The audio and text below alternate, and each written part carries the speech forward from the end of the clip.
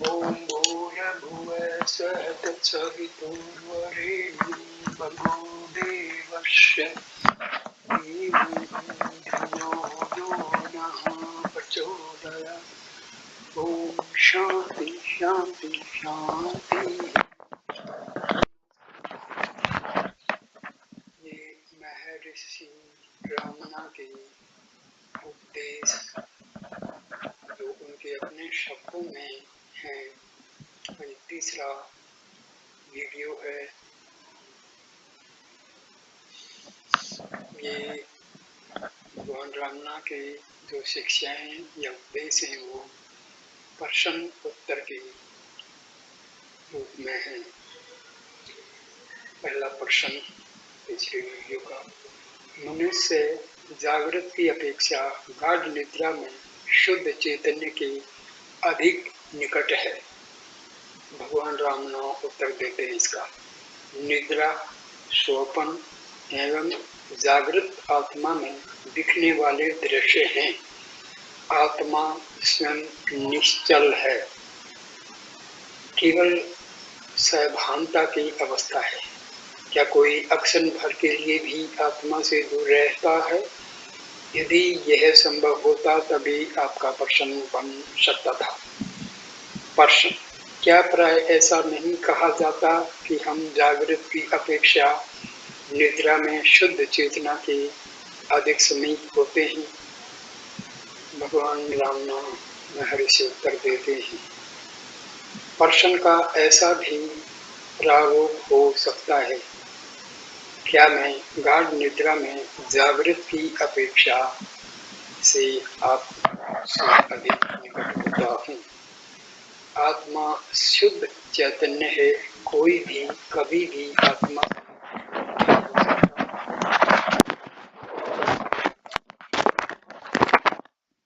लेकिन शुद्ध चैतन्य की अवस्था में द्वैत नहीं है। एक ही व्यक्ति सोता, स्वप्न देखता और जागता है। जागृत अवस्था सुंदर रसप्रद पदार्थों से युक्त मानी जाती है। इस प्रकार के अनुभव के अभाव के कारण मनुष्य कहता है कि निद्रा नीरस है। आगे बढ़ने से पहले हमें एक बात स्पष्ट कर लेनी चाहिए। क्या आप स्वीकार नहीं करते कि आप निद्रा के दौरान होते हैं? प्रश्न, हाँ, मैं स्वीकार करता हूँ। भगवान रामना उत्तर देते हैं, आप वही व्यक्ति हैं जो अब जगते हैं। क्या यह सच नहीं है? प्रश्न, हाँ, यह सच है। उत्तर, तो जागृत तथा निद्रा में अविच्छेद सातत्य है। अविच्छिन्न रहने वाला क्या है? वह सत्ता है। वह अचल सत्ता है। इन दो अवस्थाओं में भेद है। वे भेद क्या है? शरीर, जगत तथा पदार्थ होने की घटना जागृत में होती है, निद्रा में ये अदृश्य हो जाते। प्रश्न, लेकिन निद्रा में मैं सभान नहीं होता। महर्षि उत्तर देते हैं, सच है, तब शरीर और जगत का भान नहीं होता, किंतु आपका अस्तित्व अवश्य होना चाहिए, जिससे अब ये कह सकें कि मुझे भान नहीं था। कौन अब ऐसा कहता है? जागृत का व्यक्ति है, सोने वाला ऐसा नहीं कहता। इसका अर्थ यह हुआ कि वह व्यक्ति अपने आत्मा को अब शरीर से अभिन्न मानता है। यह कहता है कि इस प्रकार की सभानता निद्रा में नहीं थी। लेकिन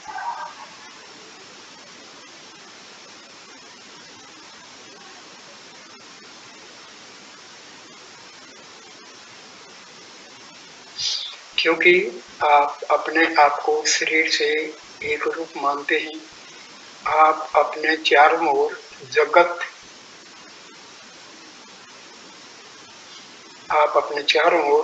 जगत होते हैं और कहते हैं कि जागृत अवस्था सुंदर रसप्रद वस्तुओं से भरी हुई है।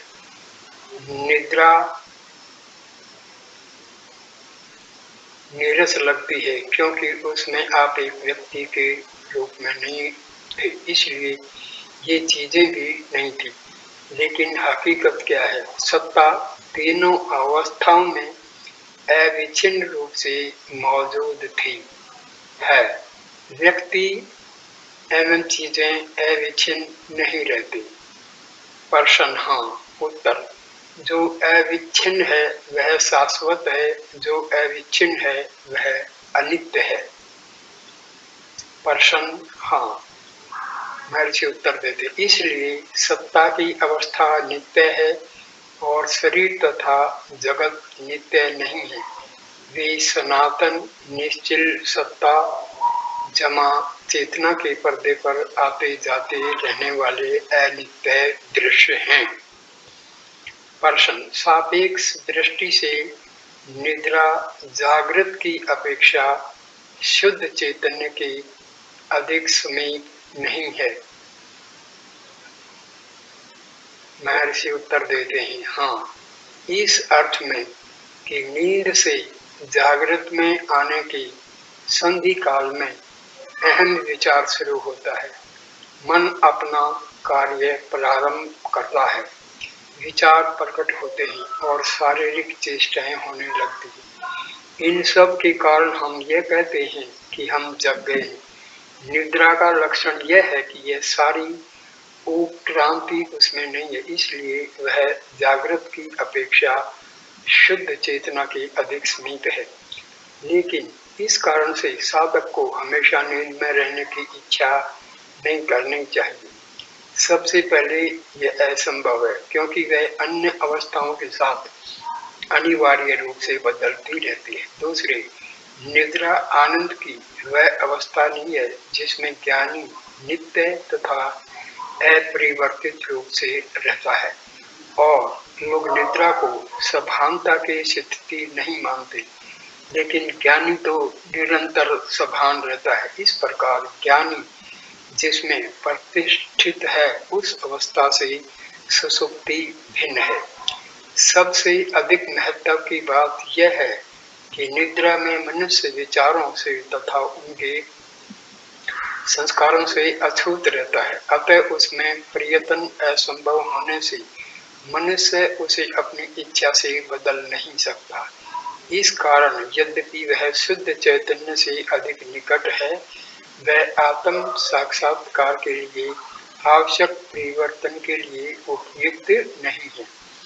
साधक का प्रश्न, अपनी पूर्ण निरपेक्ष सत्ता का साक्षात्कार अर्थात ब्रह्म ज्ञान क्या मेरे जैसे सामान्य मनुष्य के लिए कुछ असंभव सा नहीं लगता? महर्षि उत्तर देते हैं, ब्रह्म ज्ञान प्राप्त करने योग्य नहीं है जिसे प्राप्त करके मनुष्य सुखी हो जाएगा। मनुष्य को अपने गलत दृष्टिकोण का त्याग करने की आवश्यकता है। जिस आत्मा को आप ढूंढ रहे हैं हकीकत में वह स्वयं आप ही है।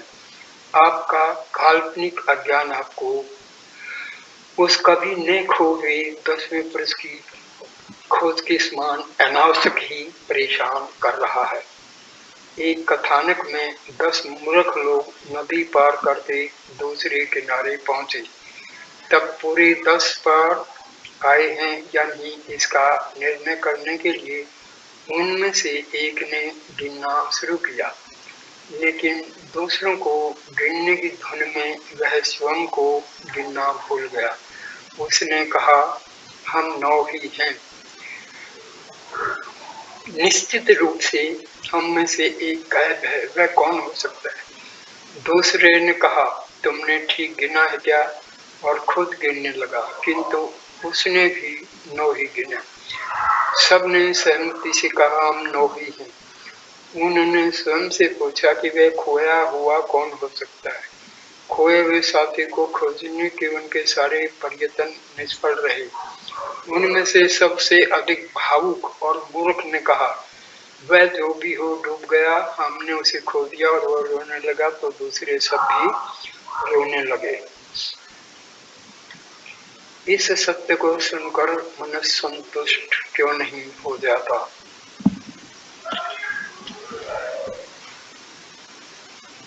प्रश्न, इस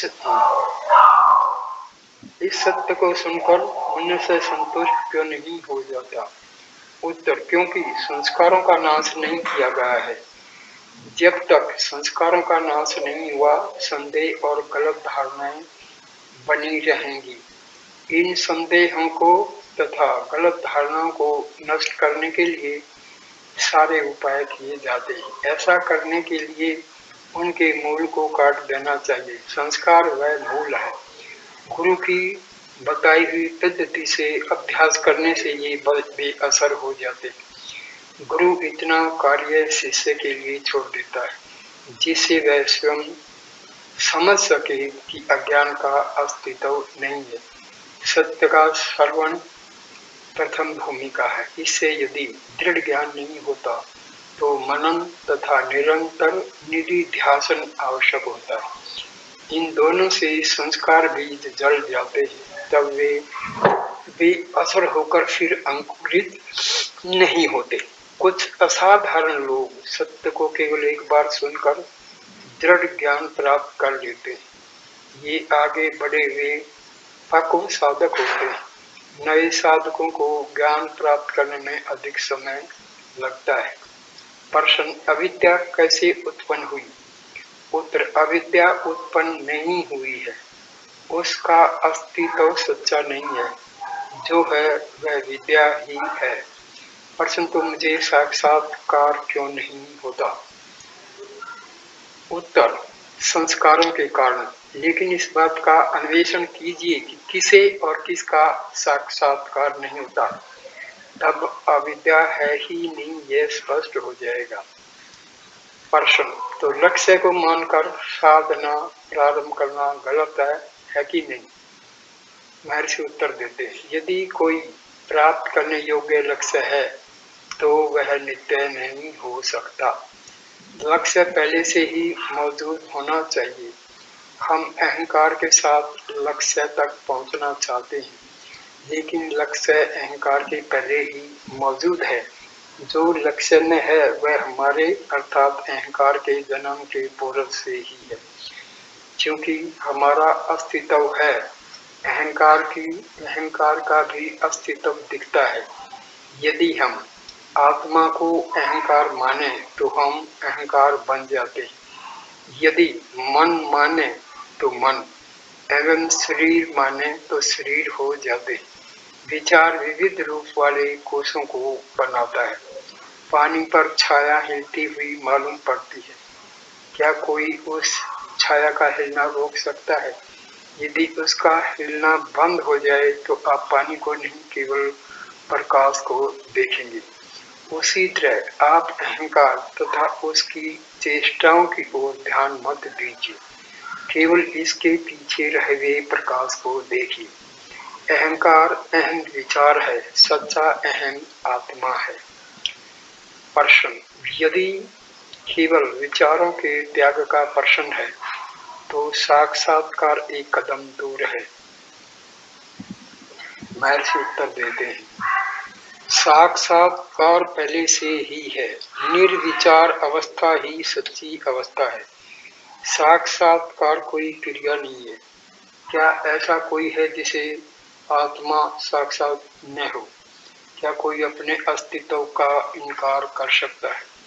साक्षात्कार में एक साक्षात्कार करने वाला और दूसरा जिसका साक्षात्कार किया जाए, वह ऐसे दो सूचित होते हैं। जो अब तक साक्षात नहीं था उसको आवश्यकता है।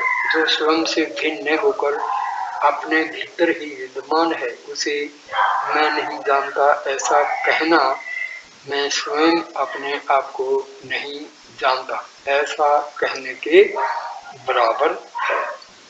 प्रश्न, लेकिन मनुष्य उस अवस्था तक कैसे पहुंच सकता है? महर्षि उत्तर देते हैं, पहुंचा जा सके ऐसा कोई लक्ष्य नहीं है। किसी वस्तु को प्राप्त नहीं करना है। आप आत्मा हैं। आपका अस्तित्व हमेशा रहता है। इससे अधिक उसके विषय में कुछ नहीं कहा जा सकता। आत्मा को अर्थात ईश्वर को देखने का अर्थ अर्थात आप जो हैं वह बने रहना है। देखने का अर्थ होना है। आत्मा होते हुए भी आप आत्मा तक कैसे पहुंचा जाए ऐसा पूछते हैं। यह बात ऐसी है जैसे कोई रमणाश्रम में रहकर यह पूछे कि रमणाश्रम पहुंचने के लिए कितने मार्ग हैं और उनमें से उसके लिए कौन सा श्रेष्ठ है। आपको जो करना है वह केवल इतना कि आप शरीर हैं, इस विचार को तथा बाह्य पदार्थों के सारे विचारों को, अनात्मा को छोड़ना है। प्रश्न, अहंकार क्या है? उसका सच्ची आत्मा के साथ क्या संबंध है? महर्षि उत्तर देते हैं, अहंकार आता जाता है, अतः अनित्य है, जबकि सच्चा आत्मा नित्य है। यद्यपि आप वस्तुतः सच्ची आत्मा है, फिर भी गलती से उसका अहंकार के साथ तादात्म्य करते हैं। प्रश्न, ऐसी गलती किस प्रकार होती है? महर्षि उत्तर देते हैं, अन्वेषण कीजिए कि यह गलती हुई है या नहीं। प्रश्न, मनुष्य को अहंकार का सच्चे आत्मा में ऊर्ध्वकरण करना चाहिए। महर्षि उत्तर देते हैं, अहंकार का अस्तित्व ही नहीं है। प्रश्न, तो कैसे वह हमें मुसीबत में डालता है? महर्षि उत्तर देते हैं, यह मुसीबत किसके लिए है? मुसीबत भी काल्पनिक है। मुसीबतें एवं मुझे केवल अहंकार के लिए है। प्रश्न, जगत इस तरह अज्ञान से क्यों घिरा हुआ है? उत्तर, अपनी चिंता कीजिए, जगत को अपनी स्वीकार करने दीजिए, अपने आत्मा को देखिए। यदि आप शरीर हैं तो स्थूल जगत भी है, यदि आप आत्मा हैं तो सब कुछ ब्रह्म है। प्रश्न, यह सत्य व्यक्ति के विषय में तो ठीक है, किंतु सारे जगत का क्या होगा? उत्तर, पहले अपने सत्य का निर्णय कीजिए, तब देखिए कि यह प्रश्न उपस्थित होता है क्या। प्रश्न, अविद्या का अस्तित्व है क्या? प्रश्न, किसके लिए है वह? प्रश्न, अहंकार के लिए। उत्तर, हाँ, अहंकार के लिए अविद्या है। अहंकार का त्याग कीजिए तो अविद्या चली जाएगी। अहंकार को ढूंढिए तो वह लुप्त हो जाएगा और सच्चा आत्मा ही शेष रहेगा। अविद्या युक्त अहंकार को नहीं देखना है। सब शास्त्र अविद्या का अभाव सिद्ध करने के लिए हैं। प्रश्न, अहंकार उत्पन्न कैसे होता है? उत्तर, अहंकार नहीं है, अन्यथा आप क्या दो आत्माओं को स्वीकार करते हैं? अहंकार के अभाव में अविद्या कैसे हो सकती है? आप गवेषणा शुरू करेंगे तो अविद्या जो पहले से ही नहीं है नहीं मिलेगी और आप कहेंगे कि वह लुप्त हो गई। अज्ञान अहंकार के साथ जुड़ा हुआ है। आप अहंकार के विषय में क्यों सोचते हैं और परेशान होते हैं? अज्ञान है क्या? वह वो है जिसका अस्तित्व नहीं है। जो सांसारिक व्यवहार के लिए अविद्या की मान्यता जरूरी है। अविद्या हमारे अज्ञान से अधिक कुछ नहीं है। आत्मा की विस्मृति अज्ञान है। सूर्य के समक्ष अंधकार ठहर सकता है क्या? ऐसे ही स्वयं प्रकाश आत्मा के समक्ष अज्ञान ठहर सकता है क्या? यदि आप आत्मा को जाने तो अंधकार नहीं रहेगा, नहीं अज्ञान तथा दुख रहेंगे। यह तो मन है जिसे उपद्रव तथा दुख का अनुभव होता है। अंधकार न आता है न जाता है। सूर्य को देखिए और अंधकार है ही नहीं। इसी तरह आत्मा को देखिए तो अविद्या नहीं है ऐसा ज्ञान होगा। प्रश्न, असत्य कैसे उत्पन्न हुआ? क्या सत्य से असत्य उत्पन्न हो सकता है? उत्तर, अन्वेषण कीजिए कि वह उत्पन्न हुआ है क्या। दूसरे दृष्टि बिंदु से असत्य जैसी कोई चीज नहीं है, केवल आत्मा का ही अस्तित्व है। जब आप जगत तथा अन्य सब पदार्थों को देखने वाले अहंकार का मूल ढूंढेंगे तो आपको पता चलेगा कि अहंकार है ही नहीं, न ही आपको दिखने वाली सृष्टि है। प्रश्न, आत्म ज्ञान को इतना मुश्किल बनाना ईश्वर लीला की निर्दयता है। उत्तर, आत्मा को जानने का अर्थ आत्मा होना है। होना ही सत्ता है, स्वयं का होना सत्ता है। कोई भी अपनी न दिखने वाली आंखों के अस्तित्व की तरह न दिखने वाली आत्मा का इनकार नहीं करता है। जैसे आप अपनी आंखों को दर्पण में वस्तु की तरह देखते हैं, इसी प्रकार आप अपने आत्मा को वस्तु की तरह देखना चाहते हैं। यही मुसीबत है। आप वस्तु सत्ता से इतने घुल मिल गए हैं कि आपने अपने सच्चे स्वरूप का ज्ञान गंवा दिया है। केवल इस कारण कि आत्मा कोई वस्तु की तरह देखा नहीं जा सकता। आत्मा को कौन जानेगा? क्या अचेतन शरीर उसे जानेगा? आप हमेशा अपने मैं के बारे में बोलते एवं सोचते हैं, लेकिन पूछे जाने पर उसका इनकार करते हैं। आप आत्मा हैं, फिर भी पूछते हैं कि उसे कैसे जाना जाए। इसमें ईश्वर की लीला और उसकी निर्दयता कहाँ है? क्योंकि लोग आत्मा का इनकार करते हैं, शास्त्र माया लीला इत्यादि बात करते हैं। प्रश्न, क्या मेरा साक्षात्कार दूसरों की सहायता कर सकता है? उत्तर, महर्षि कहते हैं, हाँ, निश्चित रूप से हर संभव सहायताओं में यह श्रेष्ठ है, लेकिन जिनकी सहायता की जाए ऐसे दूसरे नहीं हैं, क्योंकि सुनार जैसे सारे ज्ञानों में केवल सोना ही देखता है, ऐसे ज्ञानी सब में केवल आत्मा ही देखता है। आप जब अपने आप को शरीर के साथ एक रूप मानते हैं, केवल तभी आकार एवं रूप दिखते हैं, लेकिन जब आप अपने शरीर से परे होते हैं तो आपकी शारीरिक चेतना के साथ दूसरे भी अदृश्य हो जाते हैं। प्रश्न, क्या पेड़ वनस्पति इत्यादि के बारे में यह सत्य है? उत्तर दे रहे हैं महर्षि, क्या वे कभी भी आत्मा से अलग अस्तित्व रखते हैं? इसकी गवेषणा कीजिए। गवेषणा का मतलब होता है खोजिए इसको। आप सोचते हैं कि आप उन्हें देखते हैं, विचार आत्मा से प्रकट होते हैं।